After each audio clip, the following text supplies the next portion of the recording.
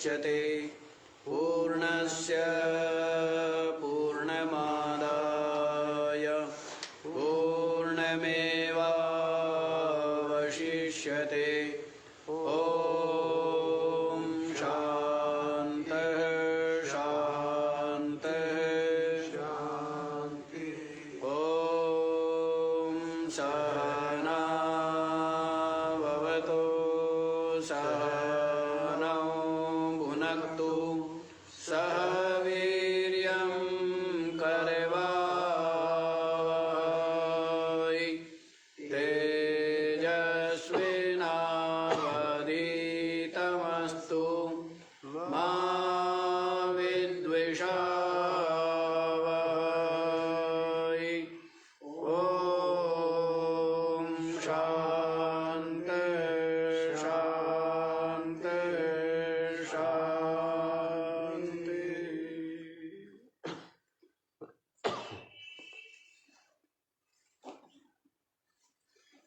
हाँ जी,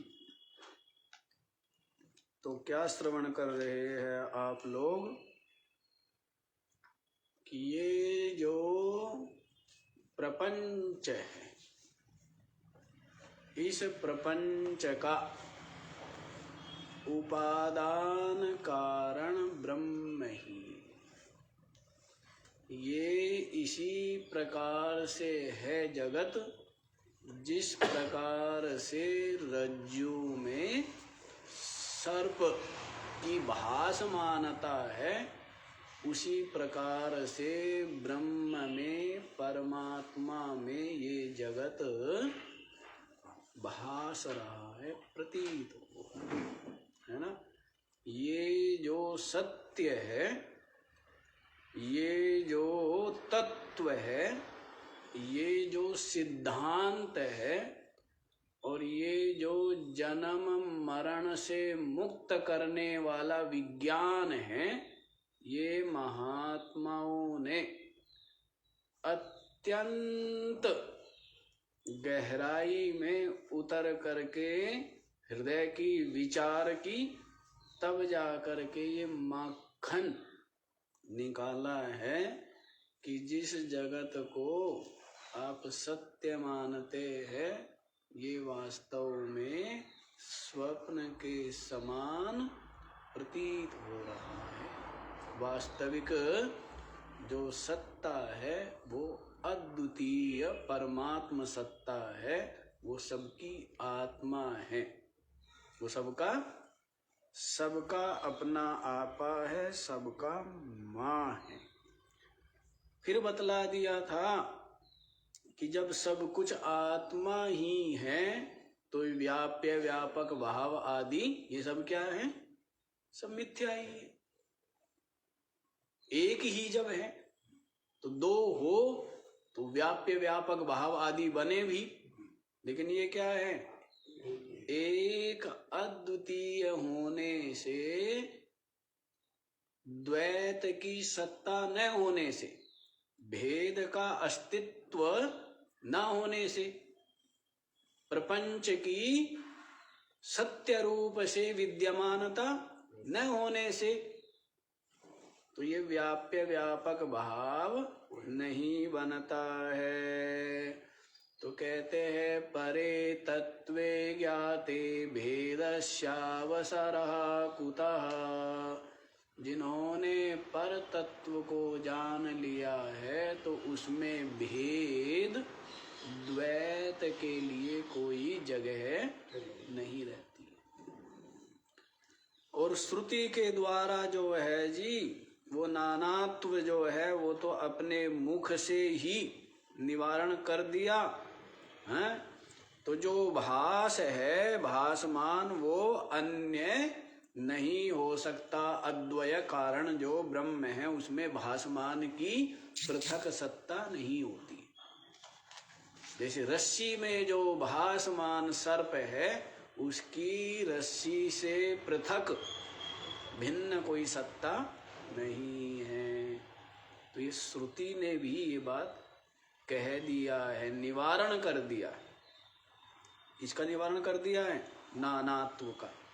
और फिर दोष भी बतला दिया है कि जो अपनी आत्मा में नानात्व देखता है, मृत्यो स मृत्युमाप्नोति य इह नानेव पश्यति। जो अपनी आत्मा में नानापना भेद द्वैत को देखता है, वो मृत्यु से मृत्यु को प्राप्त होता है। अर्थात पुनः पुनः उसका जन्म मरण चलता ही रहता है। और जिन्होंने ध्यान में समाधि में अद्वितीय सत्ता का अनुभव कर लिया, जिनका प्रपंच है, जिनका चित्त प्रपंच के सहित क्या हो गया है, विलय हो गया। सारा प्रपंच किसमें, सारा जगत किसमें, सारे नाम सारे रूप किसमें, चित्त में ही तो है, आत्मा में है क्या। जितने आपने जाना, जितना आप भूलते हो, जो कुछ भी है, संस्कार विचार भाव निश्चय संकल्प, जो कुछ भी है सब कहाँ है, चित्त में। तो सारा का सारा जगत कहाँ है, चित्त में ही है ना। तो चित्त के विलय हो जाने से किसका विलय हो गया, जगत का विलय हो गया। और सुसुप्ति में आप रोज देखते ही है। बस ये भेद है कि सुसुप्ति में जाता है वासना सहित, और समाधि में ध्यान में जब चित्त विलय होता है तब कैसा होता है, वासना रहित। वासनाएं पूर्व में ही गलित हो गई है। वासना क्या हो गई है, जगत के सत्यत्वपने की वासना ही गलित हो गई है। बाकी वासनाएं तो दूर की बातें, ये राग लाभ मोह आदि तो बहुत दूर की बातें। जगत के सत्यत्वपने के जो संस्कार है, यही क्या हो गए, यही विलय हो गए, यही गलित हो गए पहले ही। तो ऐसा जो चित्त विलय होता है, तो क्या कहाँ विलय होता है, अद्वितीय चिन्ह मात्र में, और अद्वितीय चिन्ह मात्र ही रह जाता है। तो चित्त नाश ही जगत नाश है। क्या, चित्त का नाश ही क्या है, जगत का नाश है, दुख का नाश है। और चित्त का उत्थान ही जगत है और दुख है। क्यों जी, चित्त का नाश क्या हो जाए, विवेक पूर्वक, जबरदस्ती नहीं, जबरदस्ती ध्यान कर रहे वैसे नहीं होता, विवेक विचार से इनकी व्यर्थता और इनकी मिथ्यात्व को समझकर और अनुभव करके चित्त स्वयं ही शांत हो जाता है। जैसे मरुभूमि में जल भासता है तो उसे प्यास बुझाना चाहता है, लेकिन जब उसके मिथ्यात्व को जान लेता है कि ये केवल दिखाई दे रहा है नहीं, फिर बैठ जाता है ना आराम से, ये दौड़ेगा, फिर उससे प्यास बुझाना चाहता है, क्योंकि जान लिया है कि वो दिख रहा है लेकिन है नहीं। वैसे ही ये जो जगत है क्या है, दिख रहा है, वास्तव में है नहीं, लंबा सपना है, और क्या है, इससे ज्यादा तो कुछ भी नहीं। दिख रहा है लेकिन है नहीं। तो इस तरह से चित्त स्वयं ही शांत हो जाता है, स्वयं ही अद्वितीय स्वरूप में विराजमान हो जाता है। जिसको स्थित प्रज्ञ कहा है गीता जी में। क्यों जी सेठ जी, क्या बोला है, देखो सेठ जी पूरी व्याख्या बता देंगे। आत्मनि एव आत्मना तुष्टः, जो अपनी आत्मा में ही क्या है, संतुष्ट है, विराजमान है, तस्य प्रज्ञा प्रतिष्ठिता, उसकी जो प्रज्ञा है वो क्या हो जाती है, प्रतिष्ठित, प्रतिष्ठित ही है उसकी प्रज्ञा। समझ गए, तो ये स्पष्ट हो गया है जी। तो जो यह पश्ना इह पश्यति नानात्वं मायया वंचितो नरः। जो परमात्मा में नानात्व को देखता है वो माया के द्वारा ठगा गया। क्या हुआ? माया के द्वारा ठगा गया। अब जो ठगे गए वो सब क्या है? कंगाल। और जो माया के द्वारा नहीं ठगे गए वो क्या है? माला माल। हाँ जी। तो माया के द्वारा ठगे हुए इसीलिए क्या है? कंगाल है, जीव है, सुखी दुखी है। और जो माया के द्वारा नहीं ठगे गए हैं वो क्या है? वो माला माल है। वो क्या है? परम शांत है, ब्रह्म रूप है, परमात्मा रूप है, पूर्ण काम है, आप्त काम है ना? कोई कामना नहीं है क्योंकि पूर्ण काम है।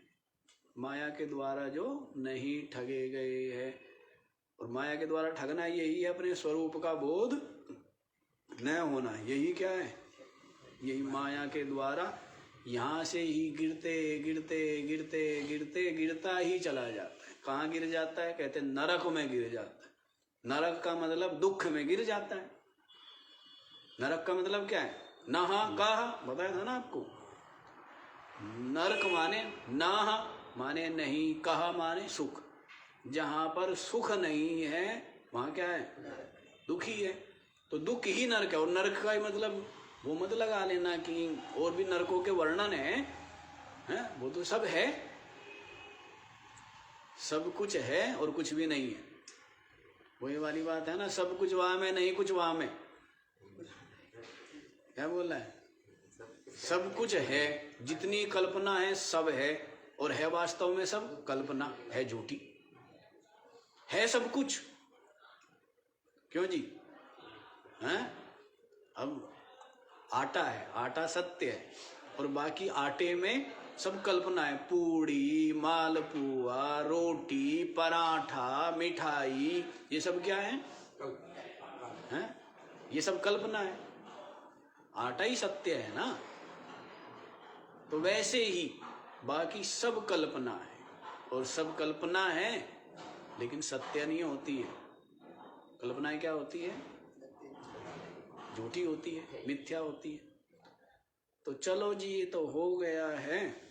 आप लोग आज 49वां श्लोक देखिए। 49 बोलते हैं? कुछ लोग 49 बोलते हैं। तो ये वाला श्लोक देख लीजिए। ब्रह्मणः सर्वभूतानि जायन्ते परमात्मनः तस्मादेतानि ब्रह्मैव भवन्तीत्यवधारयेत्। ब्रह्मणः सर्वभूतानि जायन्ते परमात्मनः तस्माद् एतानि ब्रह्म एव भवन्ति इति अवधारयेत्। ब्रह्मणा सर्वभूतानि जायन्ते परमात्मना। परमात्मना ब्रह्मणः, जो परम आत्मा ब्रह्म है। परमात्मा जो ब्रह्म है, सबसे मीठा है। क्या है? परमात्मा सबसे मीठा है। और जीवात्मा और जगत ये क्या है? खारा है, नहीं खारा है। जगत क्या है? जगत का नाम सुनते ही प्रपंच, झंझट, झगड़े, अशांति, भय, चिंता, क्लेश। जगत का मतलब क्या है? यही है ना, या कुछ और है? जगत का मतलब क्या है? जगत का मतलब यही, जो एक जैसा ना हो, घटता बढ़ता हो, निरंतर क्षय और जिसमें होता रहता है वही तो जगत है ना। और परमात्मा का मतलब अविनाशी, शाश्वत, नित्य है? ऐसा है नहीं है? बताइए। हाँ जी, ऐसा है। तो परमात्मा का नाम सुनते ही क्या हो जाता है? मीठा। और जगत का नाम सुनते ही क्या होता है? समझ आ रही है बात? परमात्मा का नाम स्मरण किया तो क्या होता है? मीठा ना? नहीं मीठा। और जगत का मतलब क्या? मतलब खारा? नहीं। जहां पर भया वहां जगत, और जहां पर अभय वो परमात्मा है। अभय है ना, नाश नहीं है ना। नाश जहां नहीं है, परिवर्तन जहां नहीं है, वियोग जहां नहीं है, बंधन जहां नहीं है, क्लेश जहां नहीं है, वो क्या है? परमात्मा। और जगत का मतलब इसका उल्टा। भाई परमात्मा क्या है? सच्चिदानंद। और जगत क्या है? असद, जड़, दुख रूप। नहीं तो देख लो मीठा कौन सा है, खारा कौन सा है, अपने आप पता लग रहा है? नहीं पता लग रहा है? तो परमात्मा मीठा है। और वो कहाँ है? उसका स्वाद लेने कहाँ जाना पड़ेगा? कहना अपना आत्मा है, अपने हृदय में है, अपना आपा है। वो मीठा है क्योंकि वो अविनाशी है। और जगत ये बहुत खारा है क्योंकि हर समय इसमें भय है, हर समय इसमें चिंता है, हर समय तो नष्ट हो रहा है, मृत्यु की ओर जा रहा है। यहां चैन कहाँ? चैन है। संसार का और चैन का कोई संबंध, और परमात्मा का और बेचैनी का कोई संबंध? क्यों जी? परमात्मा मतलब चैन, और जगत मतलब बेचैन। नहीं, चैन है जगत में है? इनसे पूछ लो सेठ जी से, 80 साल के 85 साल के, चैन है क्या जगत में? अब दौड़ो, अब भागो, अब वो वहां करो, अब ये हो गया, वो हो गया, अब भूख लग गई, अब प्यास लग गई, अब सर दर्द हो गया, अब कमर दर्द है, अब दांत दर्द है, अब पेट दर्द है, अब मुंह दर्द है, अब कान दर्द, अब आंख दर्द, अब नाक दर्द। क्या है? क्यों सेठ जी? जगत में तो यही है ना। और परमात्मा में? परमात्मा में क्या है? शांति। कोई भाग दौड़, अचल है ना, अचल है, अभय रूप है, निश्चिंत है। ये महिमा है परमात्मा की। तो देखो क्या कह रहे हैं, ब्रह्मणः परमात्मनः सर्वभूतानि जायन्ते। जो परमात्मा ब्रह्म है उसमें ही सर्वभूतानि जायन्ते, उससे ही समस्त भूत क्या हो रहे? उत्पन्न हो रहे। कैसे उत्पन्न हो रहे? जैसे जल में बुदबुदे, बिना किसी कारण यूं ही उत्पन्न हो जाते और यूं ही उत्पन्न होते रहते हैं। कुछ देर ठहरते हैं और उसमें ही क्या होते रहते? विलय होते रहते हैं बिनु ही। मांडुक्य कारिका में पूछा है, भाई जगत कैसे उत्पन्न हुआ, किसने उत्पन्न किया? तो बताने लगे सब अपना अपना। कोई कहता है काल से हुआ, कोई कहता है अणु से हुआ, कोई कहता है ईश्वर ने किया। सबने अपना अपना बताया। फिर पूछा सही बताओ किस कैसे हुआ? कहना किसी से नहीं हुआ। आया है कि स्वभावे वैश देवस्य आप्त कामस्य कास्परा। स्वाभाविक ऐसे यूं ही बिना बात। अब सपने के लिए प्लानिंग बनाते हो क्या? आज हमें ये स्वप्न देखना है, ऐसी प्लानिंग करके सोते हो? यूं ही, कोई हेतु, कोई कारण कुछ नहीं, यूं ही। तो वैसे ही ये जगत यूं ही दिख गया। इसका कोई, इसके कारण में जाओ, किसने बनाया, क्यों बनाया, भगवान ने क्यों बनाया, दुख में क्यों डाल दिया, हमें क्यों फंसा दिया है? परमाणु ने रचा, परमाणु ने रचा, ब्लैक होल से हुआ, कैसे हुआ, ब्रह्मा जी ने बना दिया, विष्णु जी ने बना दिया। लगे रहो। समझदार के पास जाके पूछेंगे कि भाई किसने बनाया, अरे कहते किसने नहीं बनाया, क्या बना ही नहीं है, ये तो यूं ही बिना किसी हेतु के यूं ही भासने लग जाता है। और उनके लिए ही है जिनको दिख रहा है। जैसे सपना उनके लिए ही तो है ना, उनको ही सुख दुख होता है जिनको दिख रहा है। जिनको नहीं दिख रहा है उनको सुख दुख होता है क्या उस स्वप्न से? वैसे जगत रूप स्वप्न जिनको दिख रहा है, सबको अलग अलग दिख रहा है। अलग अलग दिख रहा है, एक दिख रहा है, बताओ? अलग अलग दिख रहा है? वही किसी को माँ दिखता है, वही किसी को भाई दिखता है, वही किसी को पिता दिखता है, दूसरे को कुछ और ही दिख रहा है। शेर के बच्चे को क्या दिख रही है? माँ दिख रही है। और आपको क्या दिख रही है? साक्षात मृत्यु। हिरण को, गाय को क्या दिख रही है? वो सबका संसार अपना अपना है ये, क्योंकि सबके अपने अपने संकल्प है। अपने संकल्प से ही सृष्टि है, सबका अपना अपना है। आप अब इस शरीर को मैं कह रहे हो, वो उस शरीर को मैं कह रहा है, वो उस शरीर को मैं कह रहा है, दूसरे को तू कह रहा है। सबका अपना अपना ही तो है। सबका मैं अपना, सबका तू अपना, सबका ये अपना, सबका अपना अपना ही है संसार, नहीं है, अलग अलग ही है सब।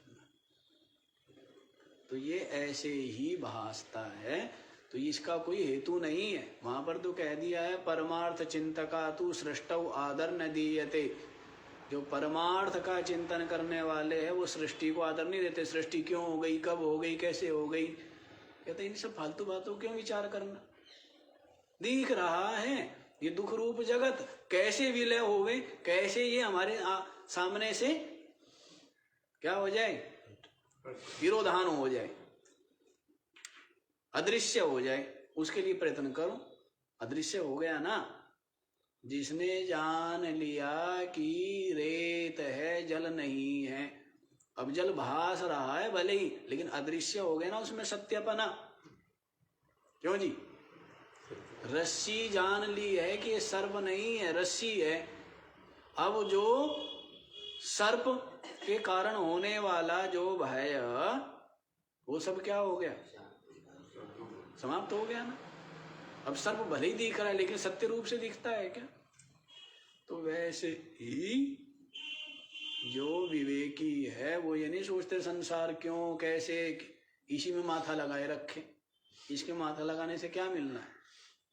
आपका माथा वैसे ही सीमित है, कुछ ही तो जान पाओगे। कोशिश भी कर लोगे, क्या जान पाओगे? हैं 10, 20, 50, 100, 1000, 10,000, 20,000 चीजों के नाम जान लोगे, और क्या जान लोगे? कोई घड़ा है, गमला है, गाड़ी है, ये है, वो है, पेन है, कॉपी है, पुस्तक है, हैं कंबल है, चादर है, क्या है? कोई सीमा है इस माया के कार्य की? और आपका चित्त क्या है? सीमित है, और समय भी सीमित है। तो इन व्यर्थ के उसमें जरूरत नहीं, काम चलाओ। वही बात है, आम खाओ, गुठली गिनने की जरूरत नहीं है।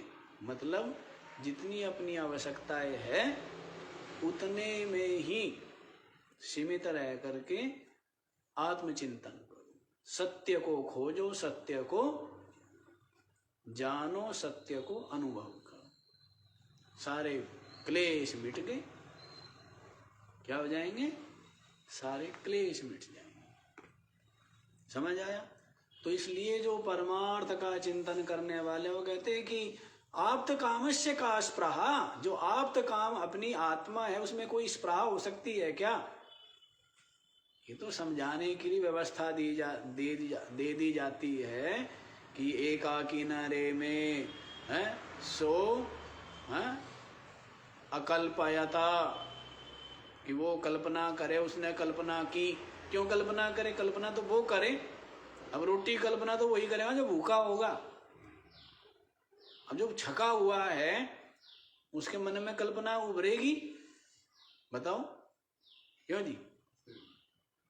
जिस भी तरह की भूख होगी उसी तरह की कल्पना उभरेगी ना। धन की भूख होगी तो धन की उभरेगी, रोटी की भूख होगी तो वही कल्पना उभरेगी ना। अब जब भूख ही नहीं है तो कोई कल्पना उभरेगी क्या? तो वैसे ही जो पूर्ण काम ब्रह्म है उसमें जगत को रचने की कल्पना की संभावना है क्या? यूं ही दिख गया, अच्छा आपके ऊपर सर्प गिर गया, कहाँ से आया, क्यों आया, किस जाति का, आरती उतारो, दूध पिलाओ, ये करो, ये सब बातों का विचार करोगे या पहले अपना बचाव करोगे? तो पहले बचाव कर लो, फिर देख लेना सृष्टि कैसे हुई, समझ में आ जाएगा। किसी से कैसे भी नहीं हुई। पहले क्या कर लो, पहले इस दुख के सागर से निकल जाओ, हैं, परमात्मा में विराजमान हो जाओ, तब विचार करना ये संसार किस ईश्वर ने बनाया, क्यों बनाया, क्या दुश्मनी थी हमारे से उसकी, तब समझ में आएगा इस ईश्वर ने नहीं बनाया। और कोई ईश्वर आत्मा से भिन्न कोई ईश्वर की सत्ता नहीं है। जैसे जगत है ऐसे ही ईश्वर है, दोनों के दोनों क्या है? कल्पना, पूर्णा मात्र। समझ आया? तो देखो क्या कहा है, ब्रह्मणा परमात्मना सर्वभूतानि जायन्ते। ब्रह्म जो परमात्मा है उससे ही सब कुछ उत्पन्न होता है। तस्मादेतानि ब्रह्मैव भवन्ति इति अवधारयेत्। जब ब्रह्म से उत्पन्न हुए हैं इसलिए एतानि सर्वाणि ब्रह्मैव, इसलिए सब के सब क्या है? ये ब्रह्म से उत्पन्न हुए हैं, तो ब्रह्म ही है। जैसे जल में लहर उत्पन्न हुई है, असंख्य लहरें, सबकी सब क्या है? वैसे ही समस्त भूत ब्रह्म से उत्पन्न हुए। कैसे उत्पन्न हुए हैं? जैसे आपका शरीर एक है और शीशे रख दिए हजारों, तो आपके शरीर की छाया कितनी हो गई? तो सबके सब किससे उत्पन्न हुए? वे सारी छाया किससे उत्पन्न हुई? आपके एक शरीर से ना। वैसे ही ब्रह्म से क्या हुई है? ये सारी छाया आभास मात्र है, अंतःकरण उपाधि से। किससे? अंतःकरण उपाधि से ये समस्त भूत सबके सब क्या है? जीव क्या है? छाया है ना। भूत जीव क्या है? छाया मात्र है। तो ये सब की सब छाया जो है वो अंतःकरण उपाधि से अद्वितीय ब्रह्म ही भास रहा है। ये समझाने के लिए है सब, सबका सब व्यवस्था किस लिए है? समझ में आ जाए। और ज्यों ज्यों अभी आपको दिख रहे हैं भूत, अभी आपको भूत दिख रहे हैं, प्रेत दिख रहे? नहीं दिख रहे? भूत प्रेत दिख रहे हैं ना? नहीं दिख रहे? ये जितने भी शरीर हैं ये सारे सब शरीर भूत प्रेत हैं। प्रेत किसको बोलते हैं? जो बहुत तेजी से दौड़ता है उसको प्रेत कहते हैं। और प्रेत का मतलब ये थोड़ा कि कोई सींग पूंछ वाला आके चिपट जाएगा, तुम्हारे भीतर घुस जाएगा, हैं? क्या होता है जब ये शरीर का परित्याग करता है ना जीव, तब ये प्रेत रूप में होता है। और प्रेत रूप में ही अपने, प्रेत का मतलब बहुत तेज गति से, प्रकृष्ट गति जिसकी हो, तो बहुत तेज गति से अपने कर्म फल भोग के लिए जैसे भी लोक या जैसे भी शरीर में जाना होता है ये चला जाता है। तो उस समय उसकी गति बहुत तेज होती है, इसलिए उसका नाम प्रेत पड़ गया। यूं मत समझना कि भाई प्रेत है, हैं? हाँ, वो भी सब कुछ है। ऐसे भी प्रेत का ऐसी भी आत्मा जो भटकती है, वो भटकती वही है जो जिनका काम भटकना है। जो यहाँ भटकते रहे तो वे क्या करेंगे? वे भटकते रहते हैं। भटकने का मतलब समझ रहे हैं ना? हैं? हाँ, भटकने का मतलब यही है कि बेचैनी है। उनके ऐसे कर्म हैं कि उन कर्मों के कारण से, जैसे किसी ने घर नहीं बनाया, एक ने तो अपना घर बना रखा है तो घर में बैठेगा। जिसने घर नहीं बनाया तो जिसने जीवन में सत्कर्म नहीं किए, या जिसने जीवन में उपासना नहीं की, या जिसने जीवन में कुछ ऐसे साधन नहीं किए, तो उसने आगे घर नहीं बनाया ना अपना, है? तो उसके वैसे ही कर्म है। दूसरों को मान लीजिए अशांति दी, दुख दिया, तो भटकेगा ना? नहीं, दूसरों को भटकाया तो खुद दूसरों को क्या किया? भटकाया, भरमाया, तो खुद भटकना भरमना पड़ता है। नहीं, भटकना भरमना पड़ता है। गलत रास्ता बता दिया किसी को, क्या किया आपने? किसी को गलत रास्ता बता दिया। जिसको आपने गलत रास्ता बताया है उसके अंदर वो संस्कार पड़ गए ना। अब उससे कोई रास्ता पूछेगा तो वो भी क्या बताएगा? तो कहीं ना कहीं वो घूम घाम के आपके पास ही आना है, नहीं आना है, हैं?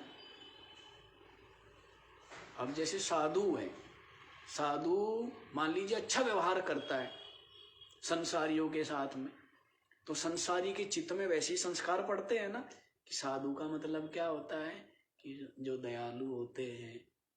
साधु का मतलब क्या होता है? जो सहनशील होते हैं, जो क्षमाशील होते हैं। तो उसके अंदर वैसे ही संस्कार पड़ेंगे ना। तो कोई साधु मिलेगा उसको, तो साधु का क्या करेगा? आदर करेगा, नहीं करेगा?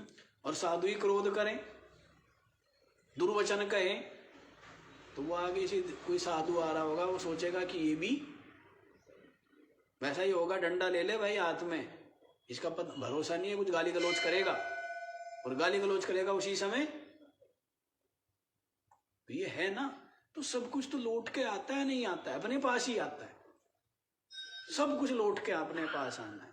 अच्छा करो तो प्रेत वही बनते हैं, ठीक है ना। और भूत का मतलब दिख ही रहे हैं, भूत आपको नहीं दिख रहे हैं। तो भूत प्रेत जो बने हुए ना, हाँ, कैसे बन गए भूत प्रेत? ये तो बता रहे हैं, ब्रह्मणः सर्वाणि भूतानि जायन्ते। ब्रह्म से, परमात्मा से ही ये सारे भूत प्रेत उत्पन्न हुए। छाया है, जैसे अभी आपको बता दिया, एक शरीर 1000 शीशे, तो 1000 आपके शरीर दिख रहे हैं, सब छाया। लेकिन अज्ञानी उनको सत्य मानेगा और दुख पाएगा। और विवेकी जानता है सब क्या है? छाया, सबका सब।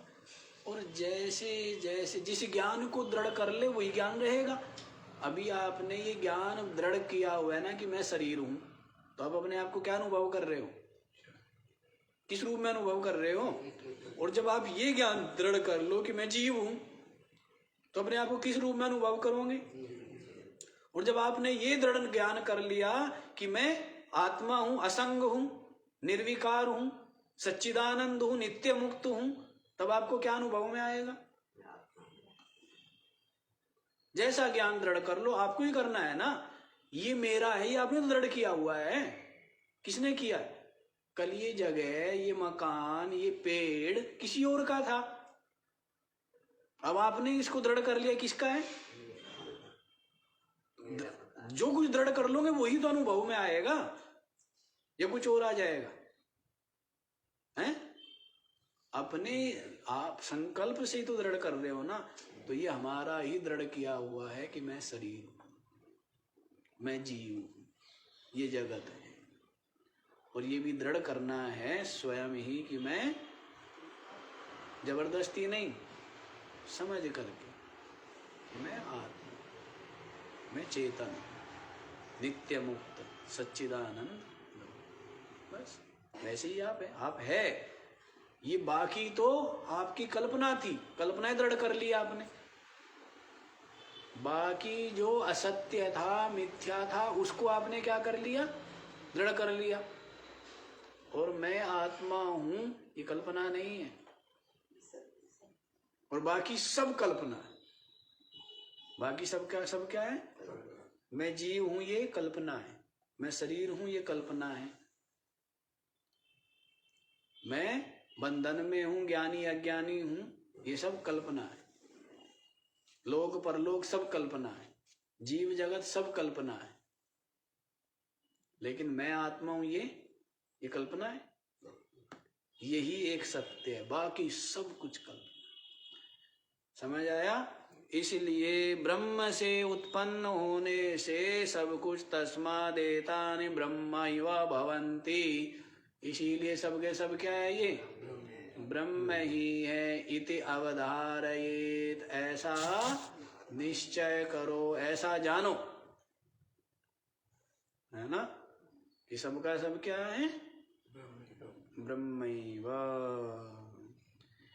क्या देखो महाराज जी, ये तो जो बात आप सुनाते हो ना समझ में आती है, कहने आती यही है, क्योंकि धूम में बैठ के तो कहना समझ में आती है, और जब हवा चलती है शीतलहर तब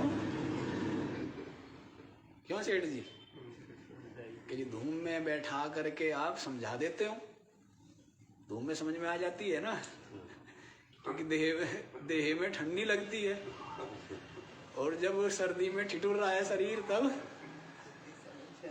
तब कहते हैं कि जी तब समझ में नहीं आती है ये बात। देख लो, ये भी स्वाद यही है ना, नहीं? हाँ जी, समझ आ गया? तो 50वां श्लोक देखिए। ब्रह्मैव सर्वनामानि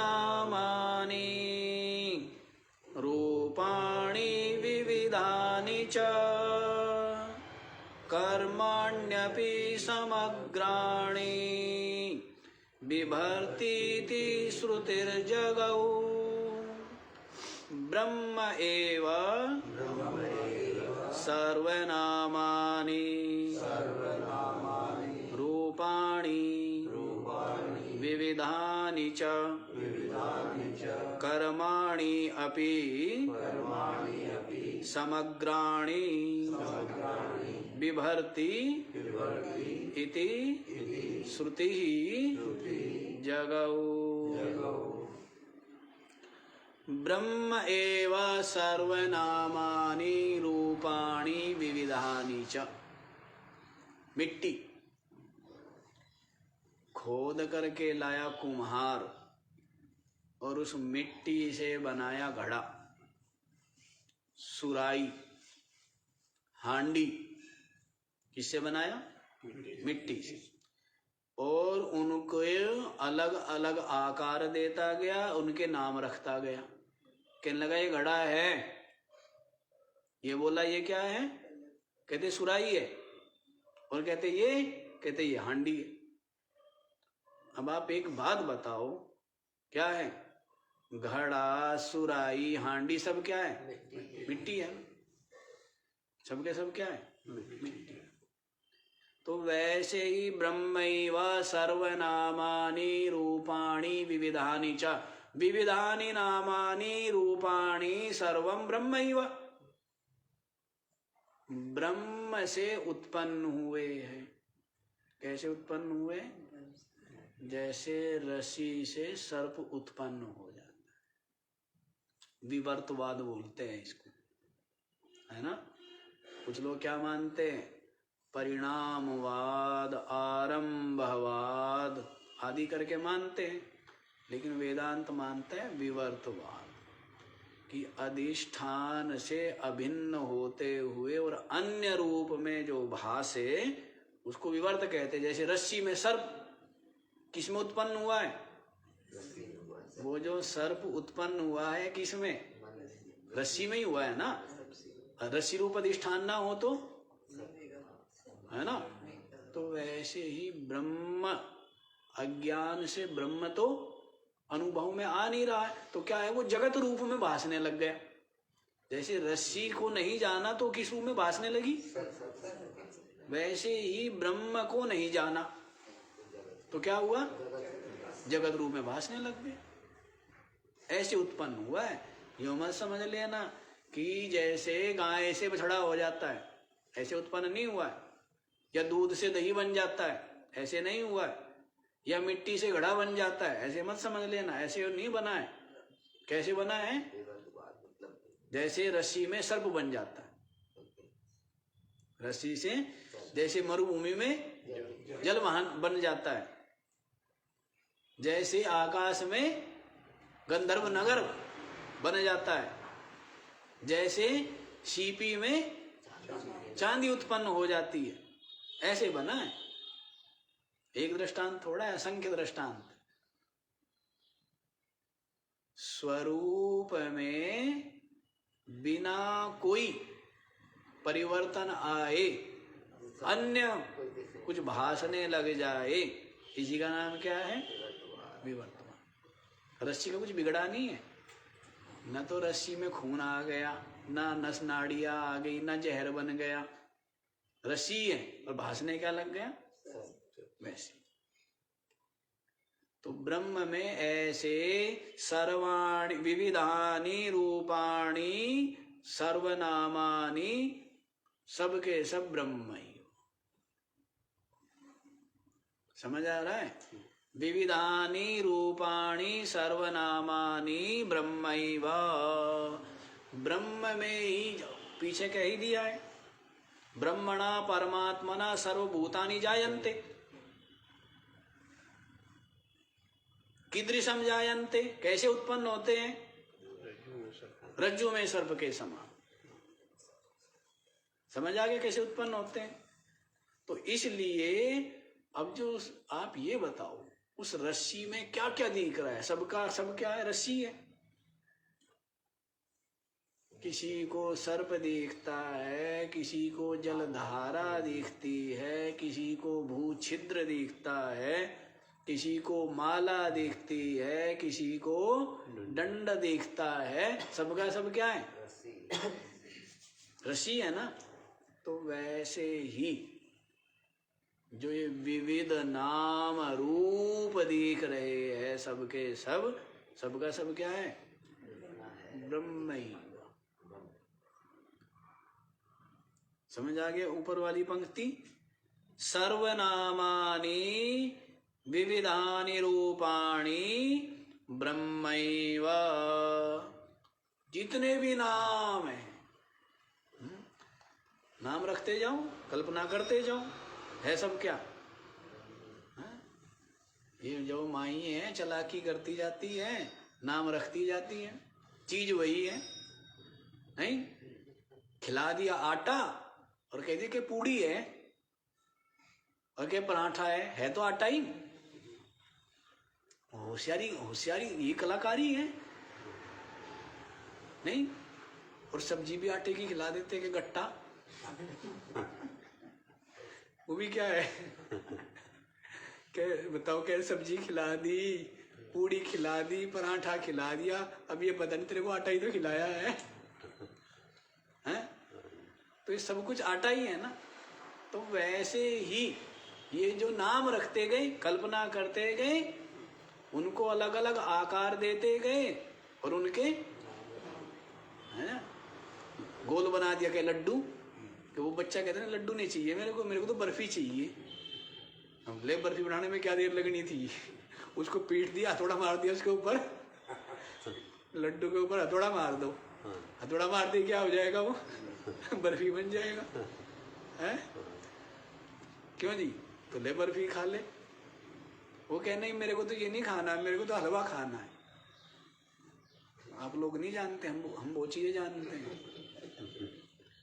अब लड्डू से हलवा बनाया आप लोगों ने? कभी नहीं बनाया है। अब दूध आश्रम में लड्डू से हलवा बहुत बनता रहा है।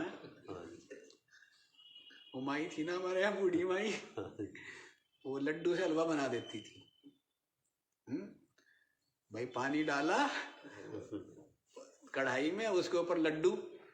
अब लड्डू हो गए बहुत दिन के, अब कोई खाए नहीं लड्डू को, हैं? तब क्या करना है उसका? अब देखो कितना बढ़िया है, ना उसमें दूध डालना, ना उसमें घी डालना, ना उसमें चीनी डालनी, और क्या बन जाएगा? खाली पानी डालना है बस, हैं? तो ऐसे हलवा बन जाता था। तो ये सब क्या है? कलाकारी। वो माई कहती थी कि मैं हलवाई की बेटी हूँ, ऐसे ही थोड़ा है। हाँ? ये है। तो कहने का भाव है कि नाम और रूप तो कल्पना करते गए, है तो क्या वो तत्व तो एक ही है ना, है? तो सब कुछ ब्रह्म ही है। ये नाम रूप क्या है? कल्पना है। नाम रूप क्या है? कल्पना है। अब ये सब चीजों की देखो ना आप, एक ही चीज है। मान लो एक आंवला ही है, या एक केला ही है, या एक सेब ही है, कोई भी चीज हो, उसको अलग अलग बताने लग जाएंगे सब, और है सब कुछ उसमें। आयुर्वेद वालों के पास जाओगे कहेंगे शीतल है, होम्योपैथिक वालों के पास जाओगे तो कहेंगे गर्म है, कोई शीत उष्ण बताएगा, कोई कुछ बताएगा, चीज एक ही है। इसीलिए तो आज जितने वैद्य उतने ही, एक चीज ले लो आप, बादाम ले लो, सारे के सारे गुण किसमें? जितने भी धरती पर 1000 गुण है वो बादाम में। फिर उनसे पूछो अखरोट, तो सारे धरती के जितने भी गुण हैं, और जो उनके खिलाफ वाला होगा वो कहेगा जितने भी धरती का गुण है। विचित्र काम है दुनिया का। इसलिए सबके अपने अपने हिसाब से चलना चाहिए, ठीक है ना? जैसे अपने शरीर की प्रकृति हो गए, क्या जी उसने वो बताया, अरे वो सबके लिए अमृत भी सबके लिए अमृत नहीं है। मीठा सबके लिए मीठा थोड़ा है, किसी लिए जहर है वो मीठा, शुगर वाला खाए तो मारा जाए। तो सबके लिए सब कुछ नहीं होता है। अमृत भी पिएंगे ना, हाँ ये ज्ञान रूपी अमृत की बात अलग है। सत्संग अमृत की तो बात, ये तो क्योंकि असली अमृत ही ये है। बाकी वो वाला स्वर्ग का जो अमृत है वो क्या कर देगा? है? तो दुख में भी डाल देगा ना, नहीं दुख में डालेगा। स्वर्ग का अमृत ने अमर तो कर दिया, लेकिन विवेक नहीं दिया, तो फिर क्या रहेंगे जीवन में? दुख ही रहेंगे ना। जैसे भीष्म पितामह को पिताजी ने लंबी उम्र का आशीर्वाद तो दे दिया, पर ये थोड़ा कहा था बेटा सुखी रहना, है? इच्छा मृत्यु का वरदान जरूर दे दिया भीष्म पितामह को, लेकिन अपमान, तिरस्कार और दुख ये उठाने पड़े ना। नहीं, जीने से क्या होता है? लंबी उम्र से ही क्या होता है ना? लेकिन जीवन में यदि विवेक नहीं है तो सारा का सारा जीवन दुख में बन जाता है। ये समय भाग जाता है जल्दी जल्दी। देखो चलो यहीं से समझ आ गया क्या? ये कर्माणि अपि समग्राणि कर्माणि अपि विवहरति इति श्रुतिर्जगौ। श्रुति क्या कहती है जी? श्रुति ये कहती है, श्रुति ने ये कहा है कि सर्वनामानि विविधानि रूपाणि समग्राणि कर्माणि अपि विवहरति। सबका सब वो ब्रह्म ही धारण करता है, अर्थात ब्रह्म से ही है ना, ब्रह्म में ही भास रहे हैं और ब्रह्म की सत्ता से भास रहे। किसमें? आप ये देखिए, जैसे सर्प दिखता है रस्सी में, है ना, तो कोई कहेगा देखो भाई फन उठाया हुआ है, हैं? कोई कहेगा देखो वो हिल रहा है, कोई कहेगा ये इस तरह का है। तो सब कुछ किसमें? तो वैसे यहाँ पर बता रहे सर्वनामानि विविधानि रूपाणि समग्राणि कर्माणि ब्रह्म एव विभरति। ब्रह्म ही ने सब धारण किया हुआ है, सबका सब ब्रह्म में ही कल्पित है और ब्रह्म की सत्ता से ही सब में जो कुछ भी नाम रूप या कर्म भास रहे, सब कुछ भास रहा है ना। व्यवहार में नाम रूप कर्म सब भासते हैं, तो सब किस में है? ब्रह्मैव विभर्ति, ब्रह्म ने ही सब कुछ धारण किया हुआ है। यदि ब्रह्म की सत्ता ना होवे तो इनका अस्तित्व ही नहीं, इनका कोई सत्ता नहीं। ब्रह्म में अध्यस्त, ब्रह्म में कल्पित, ब्रह्म रूप अधिष्ठान में ही भासते। इसलिए सर्वनाम, जितने भी नाम है, जितने भी रूप है, आदमी कितना कितना घमंड कर लेता है नाम का ही लेकर के। अब हमारे से बड़ी गलतियां हो जाती है।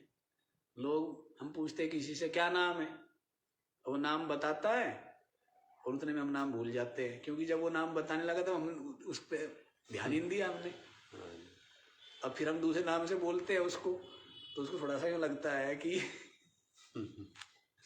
है, क्योंकि सब अपने अपने नाम को लेकर के भी, जबकि नाम, अभी तेरा नाम सत्येंद्र था, कल राजेंद्र रख देंगे, परसों धर्मेंद्र रख देंगे, नाम क्या है?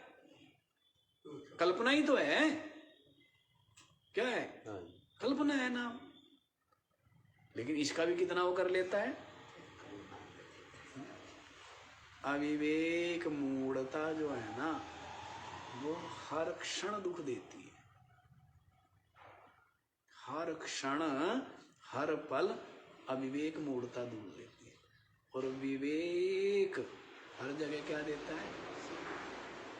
शांति, संतोष, निश्चिंतता। विवेक है ना। तो अविवेक की तो कुछ बात ही नहीं है। वो समस्त क्लेश का मूल तो अविवेक ही है ना। सुनाए थे ना आप लोग पीछे, किसमें सुनाए थे? आत्मबोध में, तत्वबोध में। तत्वबोध में सुना था आप लोगों ने, सुना था ना, क्यों सेठ जी? भाई दुख क्यों होते हैं? तो कहते शरीर के कारण से होते। कहते शरीर क्यों मिला है? कहते कर्मों के कारण से मिला है। ये कर्म कैसे हो गए? क्योंकि अहमता ममता से। हैं? कहते अहमता ममता क्यों हो गई? राग क्यों हुआ? कहते अविवेक से। कहते अविवेक कहाँ से हो गया? कहते अज्ञान से। कि दूर किससे होगा? कहना विचार से। किससे दूर होगा? ये सुनाए थे ना पीछे। कह जी इतनी पुरानी बात है, याद रखते हम हैं? नई नई कहानी याद रहती है हमारे तो। अच्छा, समझ आ गया ये वाला? 51 भी देख लिया जाए। चलो आपको 51 रुपए दे देते हैं। 51 रुपए का दिया जाते थे ना पहले, कि घोषणा कराओ क्या क्या, क्या दिए है? 51 रुपए दिए। तो चलो 51वां श्लोक देखो, यही है ना। सुवर्णा जायमानस्य सुवर्णत्वं न च शाश्वतं ब्रह्मणो जायमानस्य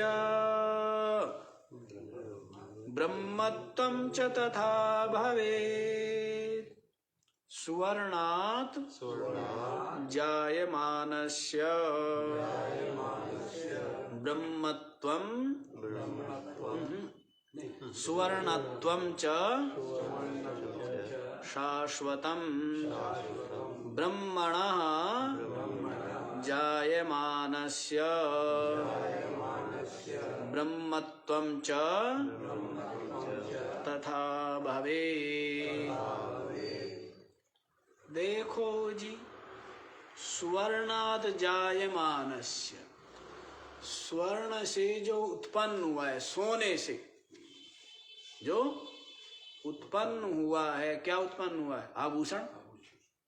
सोने से क्या बनते हैं? आभूषण। तो सुवर्णत्वं च शाश्वतम, कुछ बना लो, ठोक पीट के अंगूठी बना दी, अंगूठी को फिर ठोक पीट के क्या बना दिया? कुंडल बना दिया, फिर उसको भी गला करके क्या बना दिया? हार बना दिया। लेकिन सब बनते गए, लेकिन सोना रहा ना। है? नाम अलग अलग पढ़ते गए, रूप बदलता गया, रूप बदलता गया। नाम रूप क्या है? कल्पना है। नाम रूप क्या है? कल्पना है ना।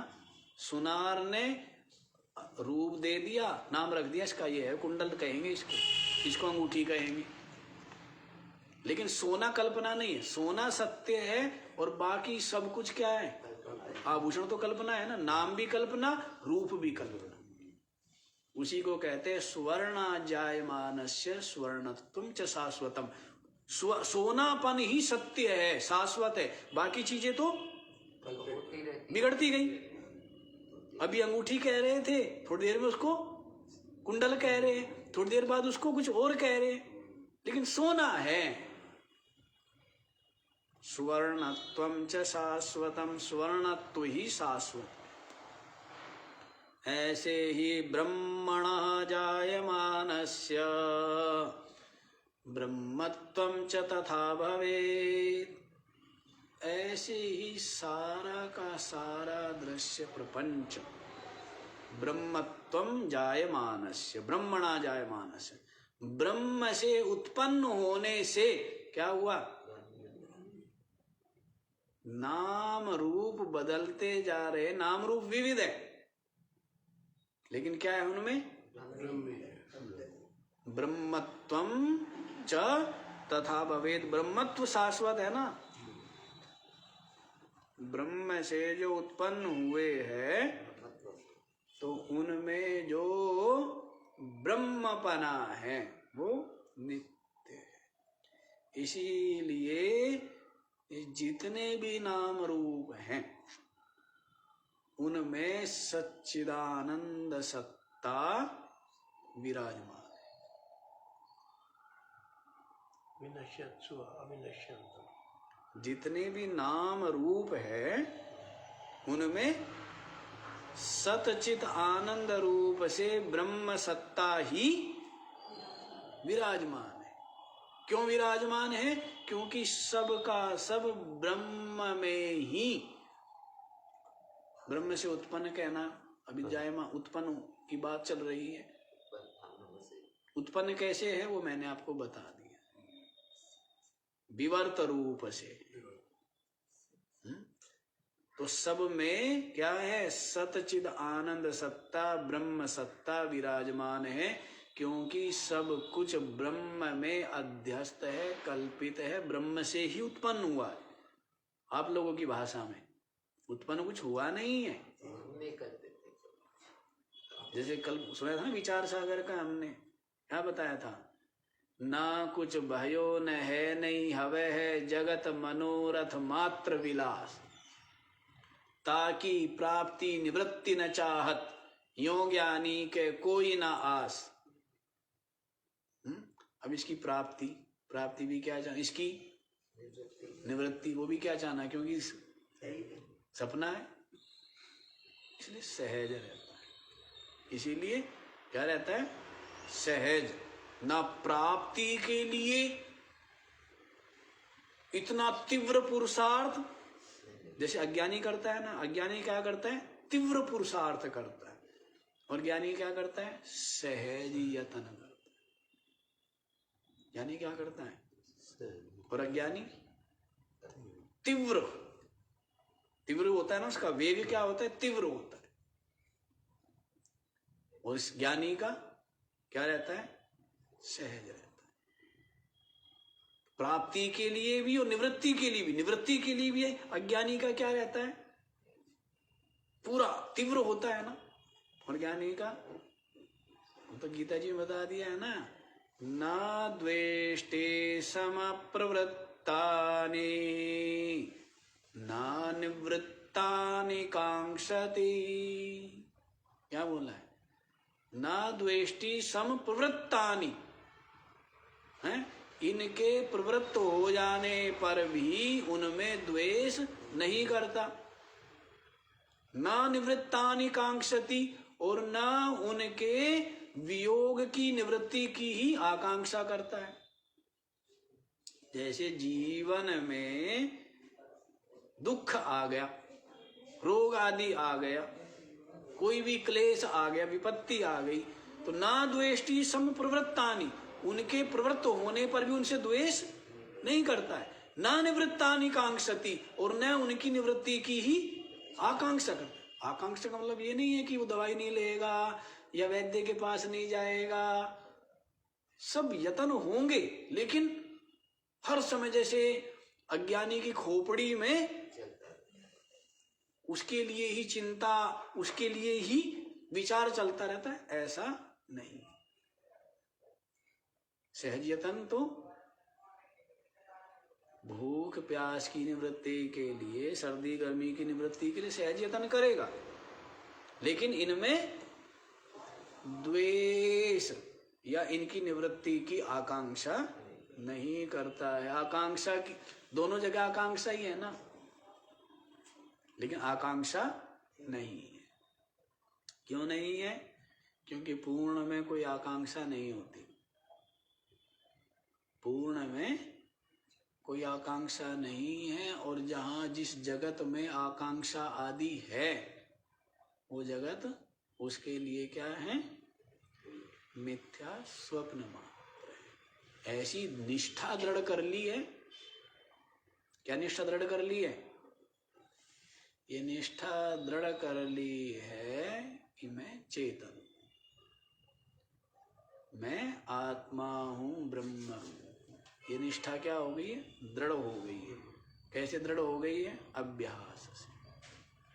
कैसे दृढ़ होगी? जैसे जगत के अभ्यास से जगत दृढ़ हो जाता है। हाँ जी, जगत के चिंतन से, अभ्यास से जगत क्या हो गया? दृढ़ हो गया। कौन सा जगत दृढ़ हो गया? जो कि है नहीं। और जो है अधिष्ठान सत्य, उसको भूला हुआ है, तो उसके अभ्यास से क्या हो जाएगा? उसके अभ्यास से वो दृढ़ हो जाएगा। तो आप देख लीजिए क्या दृढ़ करना है? जगत दृढ़ करना है या ब्रह्म अपनी आत्मा, वो दृढ़ करना है। अपनी आत्मा तो अविनाशी है। जैसे उधर लखाओगे वैसे क्या हो जाओगे? अविनाशी हो जाओगे, हैं? और जैसे ही शरीर की तरफ देखोगे वैसे ही नाशवान हो जाओगे। अब आप देख लो, बीच में खड़े हो आप, अभी आप जीव हो ना, कहाँ खड़े हो? देखो, ब्रह्म, जीव और देह। शरीर की तरफ देखते हो तो आप जन्मने वाले और मरने वाले हो जाते हो, और अपने स्वरूप की तरफ, ब्रह्म की तरफ देखते हो तो आप क्या हो? अजन्मा हो, नित्य मुक्त हो, ब्रह्म रूप हो, सच्चिदानंद हो। अब आप कहाँ खड़े हो? बीच में। अब आप देख लो किधर जाना है आपको। देह की तरफ जाओगे, सीमित हो जाओगे, मरने वाले हो जाओगे, दुखी, वियोग, कष्ट, चिंता, भय, अशांति, परिवर्तन, संयोग, वियोग, पता नहीं क्या क्या लगा पड़ा है। देह के साथ में संसार जुड़ा हुआ है, हैं? तो ये हो जाओगे। और किधर को देखोगे? ब्रह्म अपने स्वरूप की ओर देखोगे तो यही है। अंदर को देखोगे तो किसको देखोगे? ब्रह्म को। और बाहर को देखोगे तो किसको देखोगे? शरीर को, संसार को। अंतःकरण, मन तो एक है। क्यों जी? मन एक है। अब जिधर देख लो, उसका है ना, कबीर साहब की वो आती है साखी, कबीरा मन तो एक है, भावे तहां लगाए, चाहे हरि की भक्ति कर, चाहे विषय कमाए। एक है मन तो, चाहे तो भक्ति कर ले, चाहे विषयों को संग्रह कर ले, धन संपत्ति जोड़ ले। एक है।